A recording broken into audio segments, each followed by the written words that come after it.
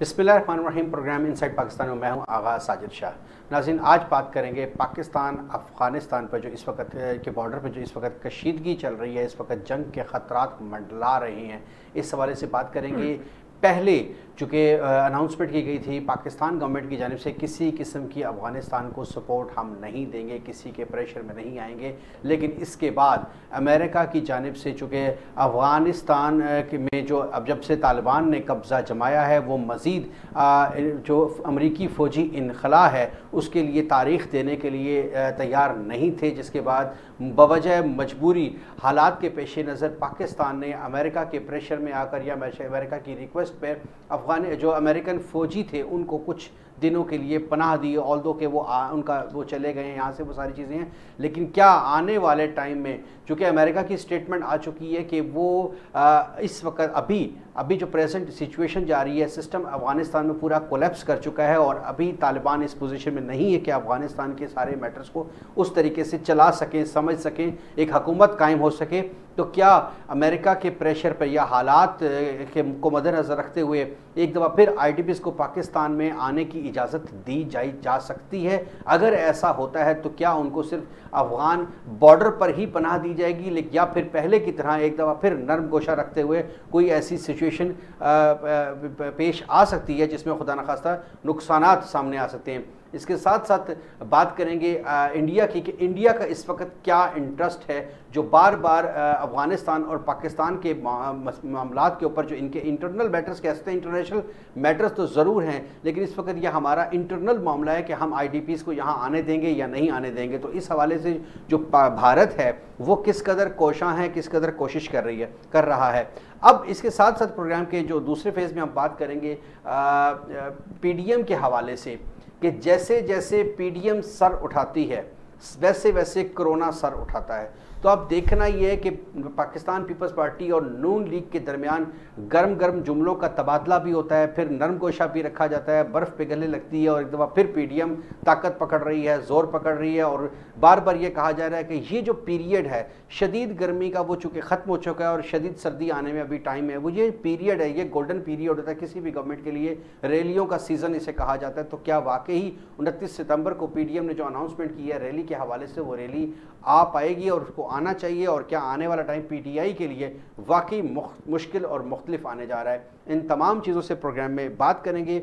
Join किया studio में हमें राजा फ़ारूक आरिफ भट्टी साहब ने, advocate supreme court of Pakistan और मेंबर पंजाब बार काउंसिल हैं। अस्सलाम वालेकुम सर। जबकि स्काइप पे हमें ज्वाइन किया है सीनियर तज्ज़ियाकार हैं ब्रिगेडियर रिटायर्ड शाहिद जागीर सर। अस्सलाम वालेकुम सर।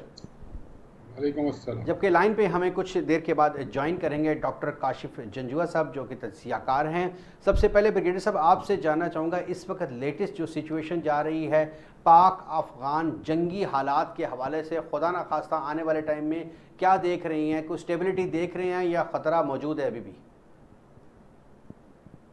बिस्मिल्लाहिर्रहमानिर्रहीम। एज फार एज जो लेटेस्ट सिचुएशन है अफ़गानिस्तान में, इसमें दो चीज़ें इम्पॉर्टेंट हैं। एक तो पंशेर वैली में जो इशू चल रहे हैं वहाँ पे अभी तक सेटलमेंट नहीं हुई है। उसके अलावा बाकी सारा अफ़गानिस्तान जो है वो as far as law and order security situation is concern, वो जो है वो तालिबान ने उसके ऊपर कंट्रोल रखा। इसमें एक चीज़ जो है वो अभी अमेरिकन के लिए प्रॉब्लम हो रही है कि वो जो लोग उनके साथ जिन्होंने काम किया है वो कह रहे हैं कि जी हमें अमेरिकन ने जो है वो अबेंडन कर दिया। और इसकी वॉइसेस जो है वो गार्डियंस भी उठा रहा है, न्यूयॉर्क टाइम्स भी उठा रहा है, और ये एक हकीकत। तीसरी चीज़ जो इम्पोर्टेंट है वो ये है कि अफ़गानिस्तान में तालिबान इस प्रोसेस में है कि वो एक कोई म्यूचुअली कंसेंसड जो हुकूमत है वो उसको फॉर्म कर सके। इसमें यूनाइटेड नेशन ने जो है वो अपने ह्यूमैनिटेरियन जो असिस्टेंस है वो शुरू कर दी है। डोमेस्टिक फ्लाइट्स जो हैं अफ़गानिस्तान की, जो उनकी अपनी हरियाणा एयरलाइंस है शुरू हो गई है। UAE ने भी शुरू कर दिया है, मेडिकल फूड के एड जो हैं, और कतर ने भी शुरू किए हैं फूड असिस्टेंस और ह्यूमैनिटेरियन असिस्टेंस। चाइना और रशिया की और पाकिस्तान की एम्बेसीज हैं वो काबुल में काम कर रही हैं। जो यूएन के एस्टिमेट के मुताबिक एज पर दी गार्डियन यस्टरडे 18 मिलियन जो है उनको ह्यूमन डिजास्टर में है, और एक 18 मिलियन और आ जाएंगे बिकॉज ऑफ जो वहां पे सिचुएशन है। जो है ह्यूमन राइट्स की, आप पूरा इंटरनेशनल मीडिया देखें, यूरोप का, यूरोपियन यूनियन का और अमेरिका का, वो सारे बात कर रहे हैं वुमेन राइट्स की, जबकि वो खुद एक मुल्क को एक इस डिजास्टर में छोड़ के गए हैं, इस सिचुएशन में छोड़ के गए हैं कि वहां पे कुछ भी सीधा नहीं। तो मैं ये कहूंगा कि इसमें जो है आई थिंक हमें तालिबान स्टाइल देना चाहिए। अमेरिकन प्रोपेगेंडा जो वो कर रहे हैं वुमेन राइट्स पे स्पेशली है, वो उसके ऊपर थोड़ा सा हमें सब्र से काम लेना चाहिए। तालिबान मुझे ये बताइएगा कि इस वक्त आपका इंटरनेशनल अफेयर्स के ऊपर माशाल्लाह बड़ी अच्छी ग्रिप, आप इन चीज़ों को समझते हैं। हमें इस चीज़ से बताइए, क्या तालिबान की इतनी एक्सपर्टीज़ हैं, क्या वो इस वक्त इस पोजीशन में हैं कि वहाँ पे जो टेक्निकली, अब देखें पाकिस्तान के अंदर पीटीआई ने जब इक़्तिदार संभाला तो वो तब्दीली का क्या कराया, वो कहते हैं हमें इन चीज़ों को पता नहीं था कि हमने अफेयर्स को कैसे देखना है। तो तालिबान ने अब तक तो अपोजिशन किया या अपना डिफेंड किया या अपना दिफा किया या एक जंग की है, लेकिन अब अफेयर्स को चलाना टेक्निकली प्रैक्टिकली उनके लिए पॉसिबल होगा या वो खुदा न खास्ता कोलैप्स कर जाएंगे और वो नुकसान होंगे उसके? आई डोंट थिंक कि वो कोलैप्स करेंगे, बिकॉज दे हैड रूल्ड, उन्होंने रूल किया हुआ अफगानिस्तान पे पहले, उन्होंने पॉलिटिक्स की हुई है अफगानिस्तान पे। लोग जो है वो तालिबान को आप देखें कि जिस लाइटिंग ऑफेंसिव से ये इन्होंने तालिबान ने काबुल पे कब्जा किया या काबुल को ओवरटेक किया, it is a history, military history में एक यूनिक एग्जांपल है, क्योंकि लोगों ने उनके साथ कोऑपरेट किया। Unfortunately, Europe and America, they do not understand the Afghan culture. They do not understand the Afghan history. They do not understand the जो है moral values that the Afghans have. They do not understand the dynamics of Afghanistan. तो उसमें अगर हम ये चाहें कि जी वो टोटली एक यूरोपियन निजाद तर्ज हुकूमत बना लेंगे, तो I think we are fools. हमें वो चाहिए, हमें ये देखना चाहिए कि हर मुल्क का, हर सोसाइटी का, हर फैमिली का एक अपना कल्चर होता है, और उस कल्चर के मुताबिक वो अपने काम करते हैं। तो थोड़ा सा टाइम दें और उनको वो इंशाल्लाह, उम्मीद बहुत है। देखें आप कि पूरे अफगानिस्तान में कोई इस तरह का इशू नहीं हुआ सिक्योरिटी का जब से तालिबान आए हैं, एक्सेप्ट वो जो एक ब्लास्ट आधा पौना महीना हो चुका है उसको, और वो अभी तक ऐसी कोई सिचुएशन नजर नहीं। आप समझते हैं स्टेबिलिटी है, तो आने वाले टाइम में स्टेबिलिटी हो सकती है। बट सब इस हवाले से बताइएगा कि अमेरिका ने ऐसे टाइम पे ऐसे नाजुक हालात में छोड़ के चले गए हैं, और तालिबान कहते हैं कि हमारी विक्ट्री है, ये हमारी वजह से भाग के गए हैं। ये भी कोई प्लानिंग का हिस्सा था? चूँकि जैसे कहा जाता है कि अमेरिका के लिए टारगेट्स हैं चाइना है और फिर पाकिस्तान है, ईरान है, तो क्या ये भी इस पॉलिसी का हिस्सा था कि पहले वहाँ पर उनको वहाँ पे कब्जा करना और उसके बाद ऐसे टाइम पर उनको मजबूत मजीद होने के बाद छोड़ के चले जाना? तो ये भी प्लानिंग का हिस्सा है या वाकई मुज़ाकरात इसका हाल था और वो छोड़ के गए हैं, भाग के गए हैं? हम हर चीज़ पे तो कंस्पिरेसी थ्योरीज़ को ले आते हैं, लेकिन एक बात तो तय है कि अमेरिका का इंटरेस्ट ये है कि अफ़गानिस्तान में कभी भी अमन ना हो। और जो ज़ाहिर है, अगर आपके पड़ोस में अमन नहीं होता तो उसका सीधा साधा मतलब है कि आपकी जितनी सराउंडिंग नेशंस हैं वो डिस्टर्ब रहेंगी, वो चाहे वो चाइना हो, चाहे ईरान हो, चाहे पाकिस्तान हो। हमारा मुफाद अफ़गानिस्तान से ज़्यादा जुड़ा हुआ है कि सेंट्रल एशियन रियासतों से हमारा कंट्रैक्ट लिंक होते हैं, हमारे और मामलात उनसे चलते हैं। लेकिन अनफॉर्चुनेट है कि अभी तक हमारी जो पॉलिसी एज ए स्टेट ये चल रही है कि जी तालिबान अपने बच्चे हैं, लेकिन वो अभी तक के उनके इंटरव्यूज़ को देख लें, उनके एक्ट्स को देख लें।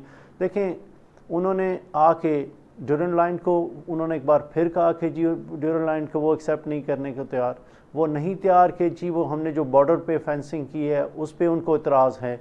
और ये हम प्रज्यूम किए बैठे हैं कि जी वो जैसा हम कहेंगे वो ऐसा करेंगे। ऐसा नहीं है, उनके अपने वेस्टेड इंटरेस्ट हैं। और अब तक की सूरत हाल ये है कि मुल्क पे कब्ज़ा करना तो आसान है, मुल्क चलाना बहुत मुश्किल है। और उन्होंने मुल्क पे कब्ज़ा कर लिया। ब्रिगेडियर साहब जैसा फरमा रहे थे कि उन्होंने कब्ज़ा तो कर लिया, लेकिन अभी तक वो बैंक बंद, उनकी सिविल एविएशन का सारा अमला मुल्क छोड़ गया। इवन कि अमेरिका ने जो इस बार सबसे बड़ा उनके साथ ये कहें कि ज़्यादती की, उन्होंने सारे एजुकेटेड पर्सनस को एवैक्यूएट करवाया, वहाँ से निकाल लिया। अब वहाँ पे जैसे ही ये गवर्नमेंट में आते हैं तो गवर्नमेंट को रन करने के लिए उनको एजुकेटेड पर्सनस की ज़रूरत है। अब उनको फाइटर्स की ज़रूरत नहीं है। वो जो तालिबान जो लड़ने वाले थे वो और हैं। अब मुल्क चलाने के लिए उनको एक पढ़े लिखे तबके की ज़रूरत है जो कि सारा के सारा भाग चुका है। पॉलिसी को देख सके, इंटरनेशनल अफेयर्स को देख हर सके, चीज़ को देख सकें। अफेयर्स को देख, और ये और फिर सबसे बड़ी बात, अगर जो पंजशेर वाला इशू थोड़ा सा प्रोलॉन्ग कर गया तो फिर रेजिस्टेंस डिफरेंट एरिया से शुरू हो जाएगी। अभी तक तो ये था कि वो रेजिस्ट नहीं है, कि कोई उनको रेजिस्टेंस नहीं है। लेकिन अहमद मसूद ने, अगर जिस तरह वो अभी तक, वो आज भी मैं उनके एक स्टेटमेंट सुन रहा था कि वो उन्होंने कहा जी कि we are not going to surrender.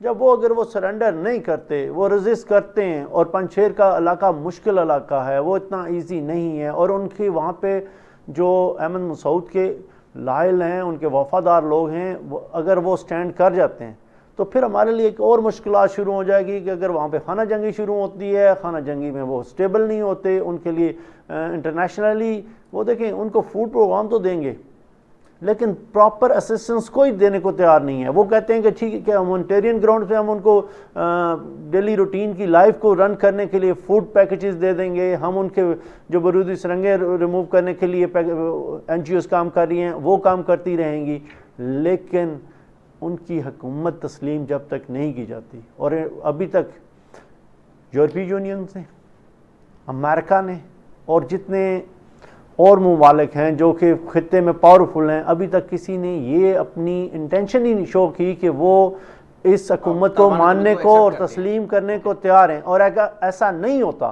तो इसके भी कॉन्सिक्वेंसेस हैं। और फिर एट द एंड जो बात मैंने शुरू की थी कि हम समझते हैं कि ये हमारे बच्चे हैं, फिर ये हमारी लाइबिलिटी भी हमारी होंगी और हम अपना मुल्क बड़ी मुश्किल से संभाल बैठे हैं। समझते हैं वहाँ पर इस वक्त भी तालिबान के खिलाफ बगावत के अनासर ज़्यादा मौजूद हैं या कुछ उनकी रेशो कम है? नहीं, उस तरह तो देखें, उन्होंने जो प्री प्लान था, इसीलिए वो आज तक हुकूमत तश्कील ओवरकम कर लिया और वो बर वक्त जो वक्त उनके लिए टाइम फ्रेम था उससे पहले उन्होंने ऑक्यूपाई कर लिया। इसीलिए तो वो आज तक हुकूमत नहीं कायम कर सके, क्योंकि वो जो इंटरनेशनली भी वो था कि कम अज़ कम उनको 90 डेज रिक्वायर होंगे काबुल को ऑक्यूपाई करने के लिए। तो वो सारा प्रोसेस वो बिफोर टाइम हो गया। अब उनके लिए हुकूमत मेंटली प्रिपेयर्ड नहीं थे, उसके लिए उनका होमवर्क नहीं था, इसीलिए आज तक वो हुकूमत कायम नहीं कर रहे। ब्रिगेडियर साहब कह रहे हैं कि उनको टाइम दिया जाए, सब्र किया जाए, टाइम दिया जाएगा, लेकिन हम देने को तो तैयार हैं, लेकिन इंटरनेशनली और वहाँ के लोकल्स जिन्होंने बैंक्स जब तक नहीं खुलते और कोई इदारा वहाँ पे काम नहीं करता तो एक फ्रस्ट्रेशन बिल्डअप होगी, उसका फॉल बैक होगा और उस फॉल बैक को क्या वो काउंटर कर पाएंगे, ये एक इशू, ये एक सवाल है।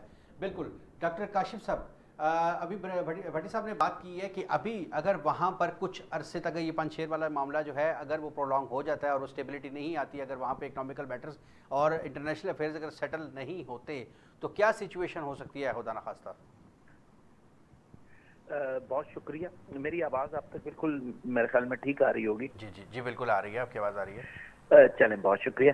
अच्छा देखें, सबसे पहली बात ये, हमें ये अंडरस्टैंड करना पड़ता है, करंट अफेयर की हम जरूर बात करते हैं, लेकिन करंट को हमें माजी से जोड़ना पड़ता है, हमें तारीख भी देखनी पड़ती है, और जो लोग तारीख को नहीं देखते उनका हाल भी नहीं होता, उनका मुस्तकबिल भी नहीं होता। ऐसा ही है। आप ये सोचें कि काबुल, जिसको माजी में जाबुल भी कहा गया, वो हिंदुस्तान का 28वां सूबा था मुगलों के दौर में। ठीक है जी, मुगलों के दौर में वो महज एक सूबे से ज्यादा उसकी हैसियत नहीं थी। हाँ, हम कहें कि क्या पोजीशन रही, क्या नहीं रहा। और आप ये देखेंगे काबुल कभी भी खुद मुख्तार तौर पे कभी सरवाइव नहीं कर सका। हमारे पास वो सारे दानिश्वर, वो सारे इंटेलेक्चुअल, देखिए दानिश का ताल्लुक तारीख पढ़े बगैर अगर आप खुद को माहिर कह रहे हैं तो माजरत के साथ मुझे नहीं लगता ऐसा होता है। और अफगानिस्तान पे जितना भी बात की जाती है, जितने टॉक शोज में पाकिस्तान की बात की जाती है, वो बड़ी अजीब गरीब सी है कि हम शुरू ही हाल से करते हैं, अमेरिका आ गया। भाई अमेरिका तो अभी आया ना, उससे पहले क्या था आप सोचें।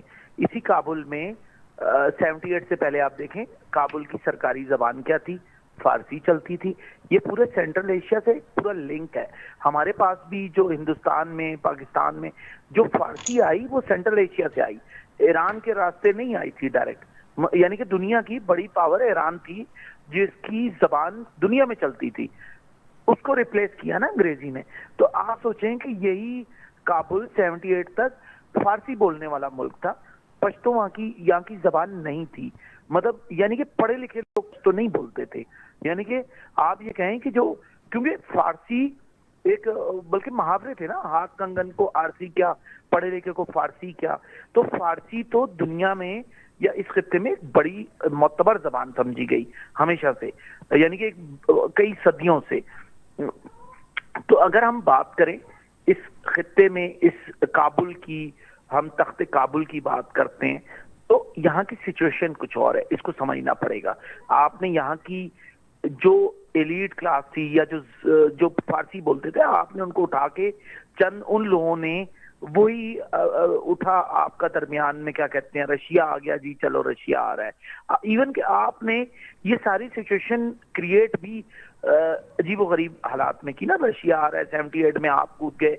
इत्तेफाक से हमारी बदकिस्मती थी या क्या था, हमारे पास जब भी मार्शल्लाह लगता है तो ये इत्तेफाक होता है कि दुनिया में कोई हादसा हो जाता है। 78 79 में भी मार्शल्लाह लगा तो रशिया कूद गया काबुल में। मुशर्रफ का मार्शल्लाह लगा तो 9/11 हो गया।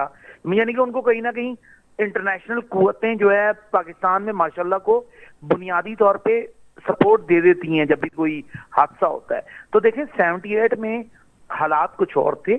आपको जिया को उन्होंने अमेरिका ने भी दी, सपोर्ट दी। हमने तो हमारे तालीमी इदारों से जहाद के नाम पे लोग चले गए, यानी कि हमारी तमाम यूनिवर्सिटियों से, तमाम कॉलेजेस से, तमाम मदरसों से जितने नौजवान थे, क्योंकि नौजवानों में थोड़ा जोश होता है, फहम अकल समझ कम होती है, तो वो चले गए। बाद में अमेरिका ने भी बताया, लोगों ने कहा ये जहाद नहीं था, ये तो जंग थी। अब आज अगर आप देखें, ये वो अफगानी नहीं है, ये 97 वाले तालिबान भी नहीं है। जिन लोगों को ये गलत फहमी है कि तालिबान वो हैं जो 97 में उठे, बाबर साहब ने जो नसरुल्लाह बाबर थे, पीपल्स पार्टी के दौर में ये सब बने ना, उन्होंने कहा ये हमने बनाए, तो पीपल्स पार्टी ने बनाए। आप देखें क्या अंजाम हुआ, बेनजीर साहिबा को वही तालिबान, वही लोग गोली भी कभी शिकार हुई। आप भुट्टो साहब का भी देख लें कि पीपल्स पार्टी की इब्तिदा आई तो उसके नतीजे में मशरकी पंजाब अलग हो गया। यानी कि उन्होंने स्टेबिलिटी नजर आ रही है आपको आने वाले महीने, 2 महीने में, 6 महीने में ऐसी स्टेबिलिटी नजर आ रही है, या आप समझते हैं कि ये फिलहाल अभी कमजोर है बहुत ज्यादा? देखें स्टेबिलिटी की बात करें, ये जो लोग उतरे ना, ये कतर से आते हुए 20 साल से कतर में जो लोग बैठे हैं, इनके लोग, कतर क्या है सबको पता है, अमेरिका की जेरे साया है। तुर्की के लोगों को बुला रहे हैं, ये कल परसों की खबर है कि आए एयरपोर्ट के संभाले। तुर्की क्या है, अमेरिका प्रो अमेरिका ही है ना, तुर्की कोई अलग से थोड़ी बैठा हुआ है। बेशक वो आपको इस्लाम का चेहरा भी दिखाने की कोशिश कर रहा है, जो ताकि वो लोगों को अपने आप को मजबूत करे, जो भी वहां के हुक्मरान है तुर्की के। लेकिन प्रैक्टिकली सबको पता है, तुर्की हो, कतर हो, ये सारे प्रो अमेरिका लोग हैं। ये वही लोग आगे बैठे हैं, ये वही लोग आएंगे, वही सिस्टम को चलाएंगे। ये वो तालिबान नहीं है जिनको आप समझ रहे थे। माजरत के साथ आप कहें ये जहाद करने आए हैं, ये कुछ भी करने नहीं आए। इनके पीछे अमेरिका थे, ये कोई मुआहदे हैं, एग्रीमेंट्स हैं जो सामने कुछ अरसे में आ जाएंगे। और स्टेबिलिटी अमेरिका लाएगा तो आप एक चीज़ और बताइएगा, बड़ी डिफरेंट एंगल से आपने बात की है। अभी जो ये सिचुएशन जा रही है, इसमें आने वाले टाइम में कुछ ऐसी भी नजर आ रही है, खुदा ना खासा वहाँ पे खाना जंगी शुरू हो जाती है। अब ये भी प्लांटेड और प्री प्लान्ड हो, उनके प्लान का एक हिस्सा हो, तो उस सूरत में पाकिस्तान को मजबूर किया जा सकता है IDPs के हवाले से, या अगर ऐसा मजबूर किया जाए तो पाकिस्तान ने कोई प्रिपरेशन कर रखी है इस हवाले से? देखें, पाकिस्तान वो जगह है जहां पे जिसका कोई ना फॉरेन पॉलिसी है ना दाखिला पॉलिसी है, जहां पे देखिए यूं मैं कहता हूं कि पॉलिसी नहीं है, आप भी इसी मुल्क का हिस्सा है, आपने कभी फॉरेन पॉलिसी आपकी पार्लियामेंट में डिस्कस होते हुए देखी है?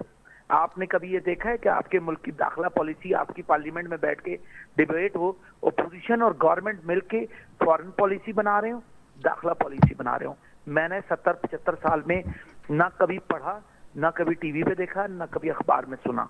आप समझते हैं हमें जैसे डिक्टेट किया जाएगा, जैसे हालात वाकयात होंगे, जो हमें उस वक्त समझ आएगा हम उस वक्त वही डिसीजन लेके उसको चल पड़ेंगे, फिर कॉन्सिक्वेंसेस आते रहेंगे? देखिए हमारे पास पथारे वाला हो या बड़ा बंदा हो, अभी आपने देखा काबुल से जो लोग निकल रहे थे वो क्या था? वो कोई वजह नहीं थी, अमेरिका का टिकट उनको मिल रहा था, वो जाना चाह रहे थे। आपके पाकिस्तान में क्या हम नहीं समझते हमारे पास किसी भी मकतबा फिक्र से लोग हों? बल्कि मैं आपको बताऊं कि हमारे एक जगह का बड़ा अच्छा मुझे किसी ने बताया, वो नाम बेशक मैं यूरोप अमेरिका वो नाम नहीं ले सकूंगा, लेकिन एक जगह का मुझे किसी ने कहा कि वहां माली की पोस्ट आई ना सर, तो वहां पे भी बड़े पढ़े लिखे लोग आ रहे थे, क्योंकि उनको पता है वहां अगर आप उस मुल्क के सिफारत खाने में काम करें तो अशरे 2 अशरे बाद वो अपने मुल्क की नेशनलिटी दे देते हैं। तो आप मुझे बताएं, आपके मुल्क में एक सिफारत खाने की नौकरी के लिए एक माली के लिए भी एक पीएचडी आ जाता है, एमएस आ जाता है, एमए आ जाता है। क्यों? कि उसको पता है कि यार मैं जिस मुल्क के लिए जा रहा हूं तो क्या होगा। हम ये समझते हैं कि हमारी कोई दाखिला पॉलिसी है सर, माजरत के साथ, ना हमारी दाखिला पॉलिसी है ना खारजा पॉलिसी है। क्या हमने ये बैठ के तय किया कि अफगानिस्तान में ये सिचुएशन चेंज हुई? पार्लियामेंट के कितने सेशन हुए हैं सर? जमहूरियत है हमारे मुल्क में, हमारे मुल्क में ये फैसला नहीं होगा कि अफगानिस्तान में कौन जाके बात करेगा। आपके मुल्क का वजीर खारजा नहीं जा रहा, कौन उतर रहा है वहां पे, आप मुझे बताएं। देखिए आप ट्विटर पेंट चला लें, आपके पास बहुत बड़े बड़े लॉन्चिंग पैड्स हों, आप तो ट्विटर पे जंग हो रही है ना, आप कुछ भी कर लें, लेकिन पार्लियामेंट से बड़ी कोई हस्ती नहीं हो सकती इस डेमोक्रेसी सिस्टम में। आपकी पार्लियामेंट में अभी तक कोई इजलास नहीं हुआ अफगानिस्तान के ऊपर बात करने के लिए। आपके यहाँ हर टीवी चैनल ने, हर अखबार ने ये लिखा है कि अफगानिस्तान में क्या हो रहा है, टॉक शोज हो रहे हैं, यही एमएनएज एमपीएज वजीर जाके टॉक शोज में बात करते हैं, यही ओपोजिशन लीडर जाके बात करते हैं, ओपोजिशन के लोग टॉक शोज में अफगानिस्तान में ये हो रहा है। अभी तक किसी ने ओपोजिशन के बंदे ने भी कुछ जमा कराई असेंबली में, पार्लियामेंट में, कहीं जाके कि डिबेट करें? सर कोई डिबेट नहीं हो रही। बिल्कुल ठीक है। आप समझते हैं कि हमारी खारजा पॉलिसी इस हवाले से है ही नहीं है, जैसे कोई वक्त आएगा तब उस वक्त एट द सेम टाइम कोई डिसीजन लिया जाएगा। पीडीएम के हवाले से मैं साथ साथ बताइएगा कि पीडीएम इस वक्त एक दफ़ा फिर सर उठा रही है, और 3 दिन कबल पाकिस्तान पीपल्स पार्टी की जानिब से बिलावल भुट्टो ने कहा था कि हमें हर बार धोखा दिया जाता है और हम अपना रास्ता खुद चुनेंगे और अगली हुकूमत हमारी है। कोई ऐसे ग्रीन सिग्नल मिल चुकी हैं या एक दफ़ा फिर पीडीएम मुत्तहिद होकर होगी सिर्फ और सिर्फ पीटीआई को गिराने के लिए? सर देखें, एक बात मैं जरूर कहूँगा, जिनको हम ग्रीन सिग्नल कहते हैं वो बाज़ औक़ात क्या कहते हैं, हरी झंडी भी कहीं निकलती है, कहीं लाल झंडी भी निकलती है, हमें नहीं पता चलता क्या होता है। लेकिन एक बात तय है, पीपल्स पार्टी को साउथ पंजाब का दर्द जगता है, इसको सूबा बना दें। पीपल्स पार्टी के वफाक की जमात अपने आप को कहती है, तो क्या वजह है कि वो कराची को सूबा नहीं बनाते? क्या वजह है कि कराची में वफाकी हुकूमत पीटीआई सीट निकालती है, पीटीआई लोग गुजर नाला जाके साफ करवा रहे हैं, पीटीआई के लोग शहर को साफ करा रहे हैं, उनकी सूबे में हुकूमत नहीं है, वफाक से जो फंड लेके जो वो कर सक रहे हैं वो कर रहे हैं। तो इसका मतलब है कि पीपल्स पार्टी कहां सरवाइव करती है? क्या वो बलोच कार्ड खेल रही है? क्योंकि साउथ पंजाब में तो मकामी लोग ही नहीं है ना। अगर आप देखें वहां पे आपको शाह मिल जाएंगे, अरब निषाद मिल जाएंगे, आपको बलोच मिल जाएंगे जो मीर चाकर के दौर में यहाँ के आबाद हुए। उन्होंने आज तक पंजाब को तो ऑन नहीं किया ना। इवन के लफ्ज सराइकी भी जो है वो सिंध से चलता हुआ यहाँ तक आया, और यहाँ की, हालांकि ये तो जंगवी लैंग्वेज था पंजाबी का, लेकिन इसको अगर बिलावल ये समझते हैं कि आगे कैश करते हैं, सर कराची में आवाजें उठती हैं, जुनूबी सिंध सूबे की भी। आप सूबा नहीं देते उनको, कुछ हुकूक ही दे दें यार, आप वो भी नहीं दे रहे। तो पीटीएम किस चीज की है? देखिए कराची आपके यहाँ कोई मजाक नहीं है, पूरे मुल्क की कैपिटल एक तरफ हटाएं, कराची आपको कहाँ देता है पैसा? कराची आपको क्या नहीं दे रहा? कराची के लोग पानी को तरस रहे हैं। कराची के लोग को बारिश एक होती है, पानी की निकासी का कोई मास्टर प्लान नहीं है। हाँ, मुशर्रफ के दौर में हम कहते हैं कि मुशर्रफ ने कराची को पावर दी, क्योंकि वो खुद इस मकाम में आने के बाद मुशर्रफ को भी अंदाजा हुआ कि मैं जो हूँ यूपी से मेरा ताल्लुक है। ठीक ठीक हो गया डॉक्टर पंजाबियों में ये बिल्कुल जी जी जी ठीक है। बहुत शुक्रिया, आपने बड़ी डिटेल के साथ इन तमाम हवालों से बात की है। ब्रिगेडियर साहब, आपसे बात करना चाहूँगा, मैं वापस आऊँगा थोड़ा सा अफ़गानिस्तान की सूरत हाल के हवाले से थोड़ा सा हमें बता दीजिएगा, क्लियर कीजिएगा।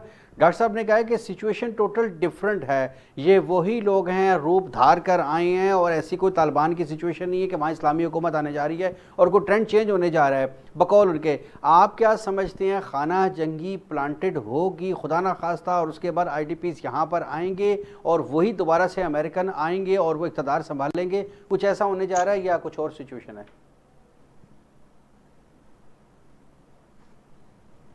आई डोंट थिंक अमेरिका है वो यही ब्लंडर जो कि जिसको वो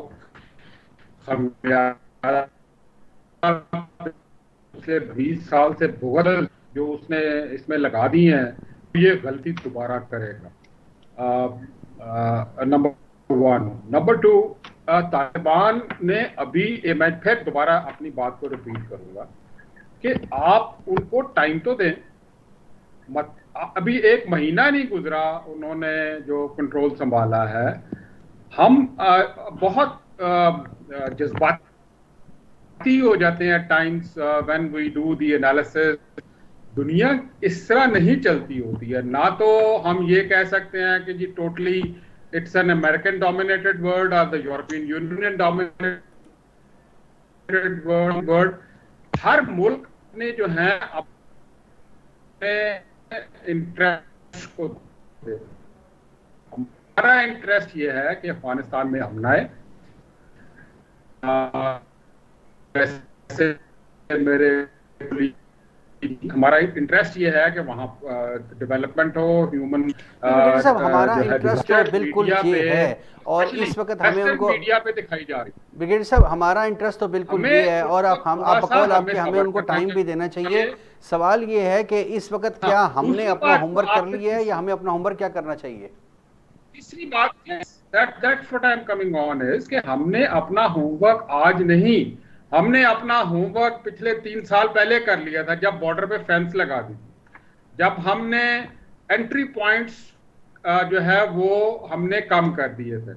और आपने देखा कि जो है अभी तक रिफ्यूजीज हम उन रिफ्यूजीज को, और don't compare it with the time when you know it was a fight between the Russians and the Americans and Pakistan was supporting। हम और क्या करते? क्या हम रशिया को एक्सेप्ट कर लेते?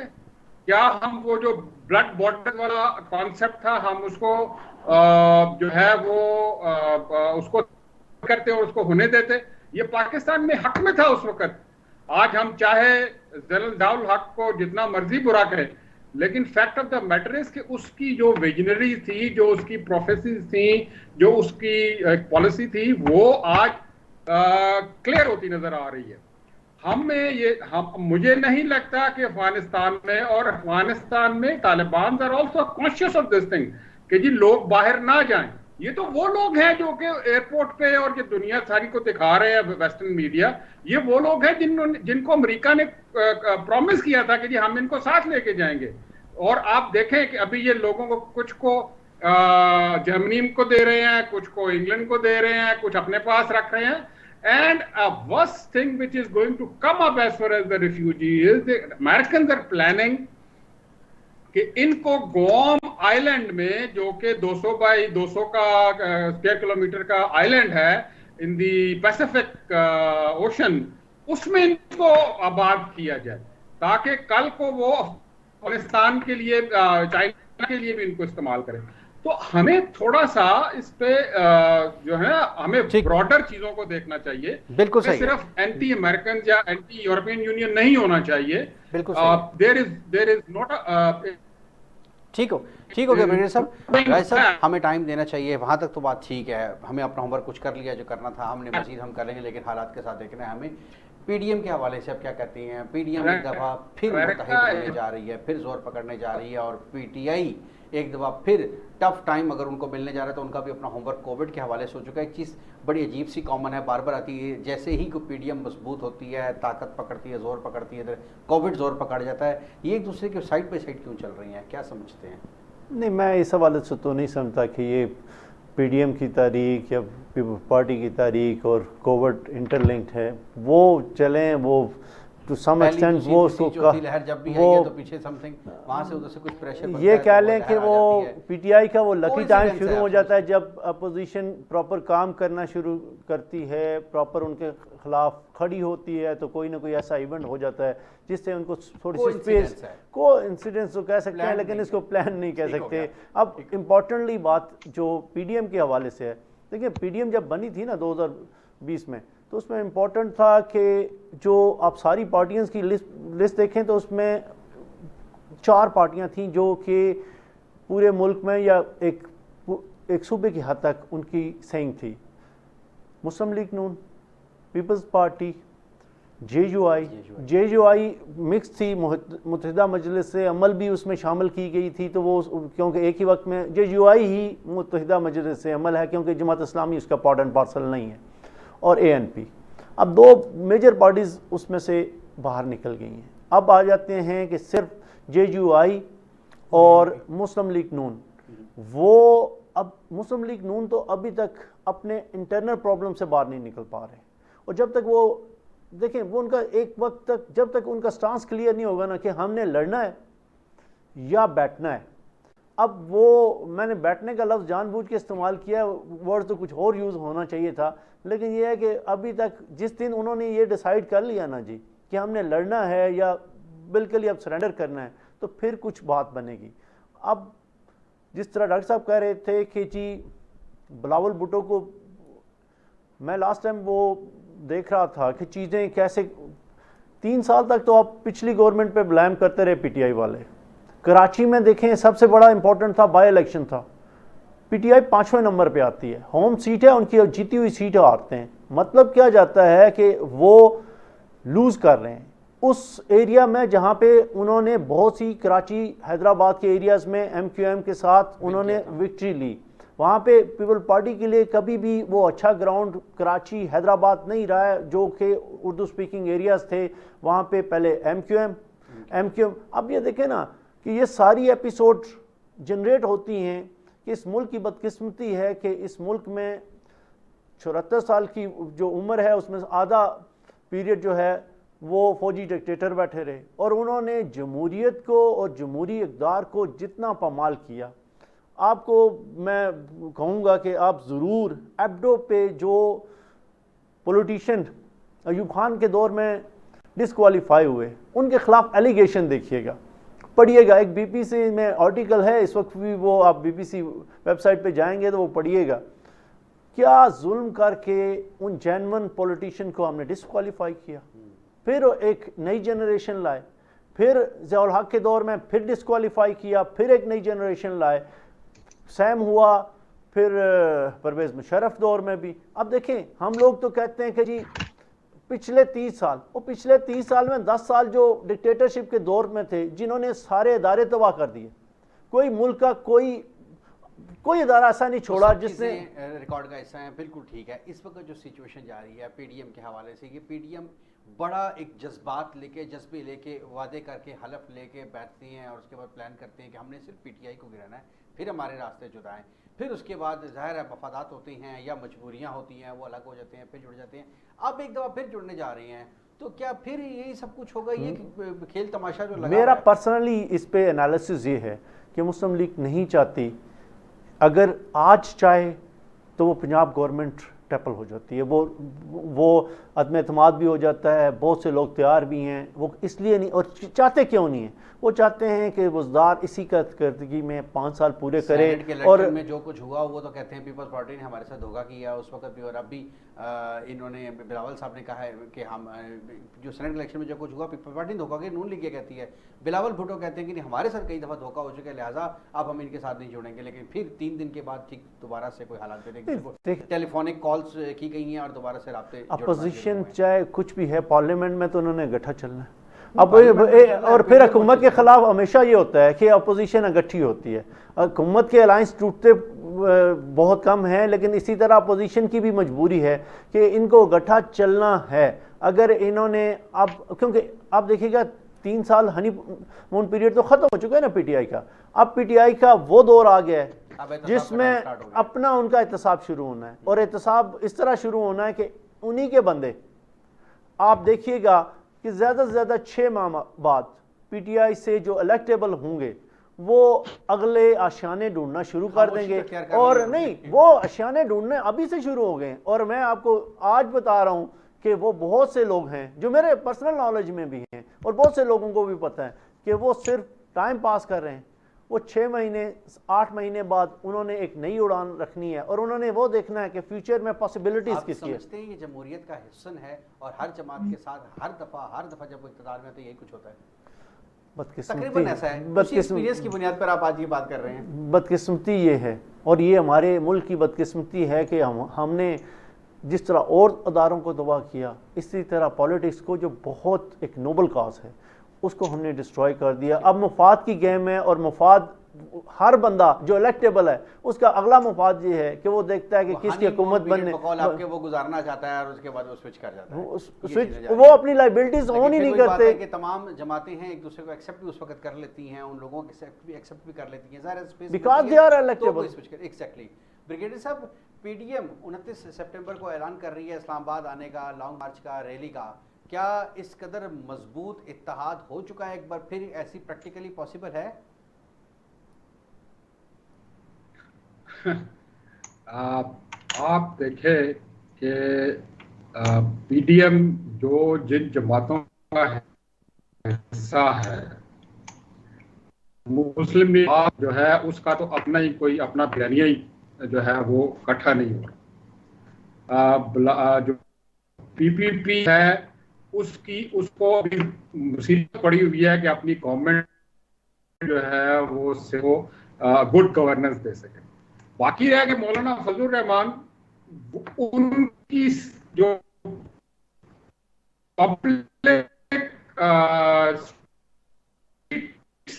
रही है, तो मुझे नहीं लगता कि they will be able to make any major difference in the current political environment of the country. दूसरी चीज जो है वो इम्पोर्टेंट ये है कि फॉलोअर्स जो है जब तक ये बड़ी 2 पार्टियां जो हैं वो अपने अलाइनमेंट सीधी नहीं करती हैं, फॉलोअर्स कंफ्यूज रहेगा।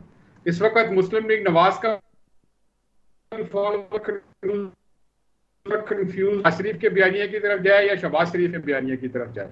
और आज की हमारे बड़े अच्छे राइटर हैं फवाद साहब, जो अखबार में बड़ा अच्छा लिखते हैं, उनकी ये ओपिनियन थी कि द मोर टाइम जो कि गुजरेगा, जितना ज़्यादा टाइम ज़्यादा गुजरता जाएगा और मुस्लिम लीग नवाज में यूनियन रहेगी कि जी किस सिमत को जाना है, तो प्रोबेबली इनको ज़्यादा नुकसान होगा।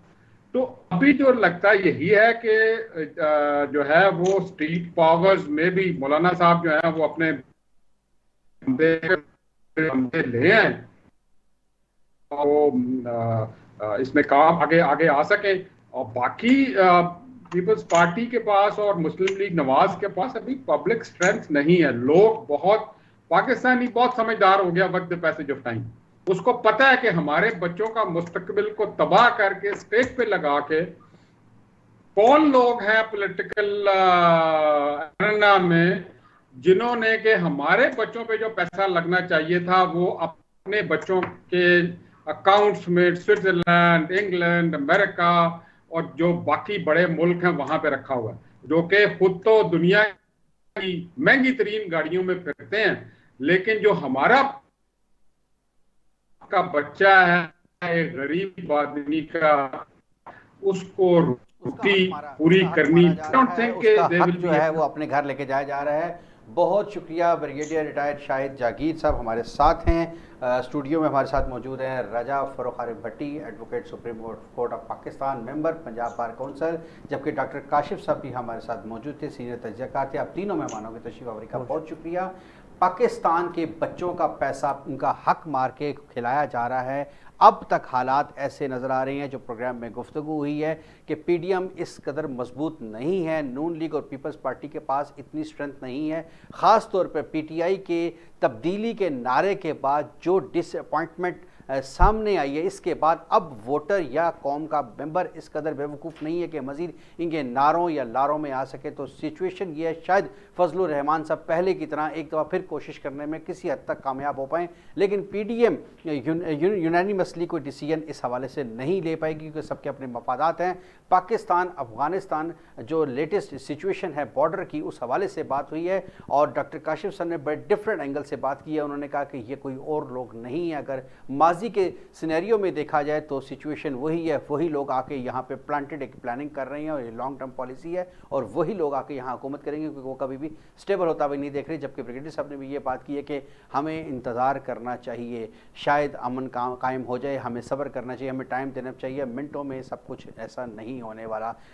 बड़ी इस हवाले से बातचीत हुई है, देखते हैं आने वाले टाइम किस तरफ लेके जाता है। इसी के साथ आज के प्रोग्राम का वक्त ख़त्म हो, अगले प्रोग्राम में फिर मुलाकात होगी। इजाज़त दीजिए, अल्लाह हाफ़िज़।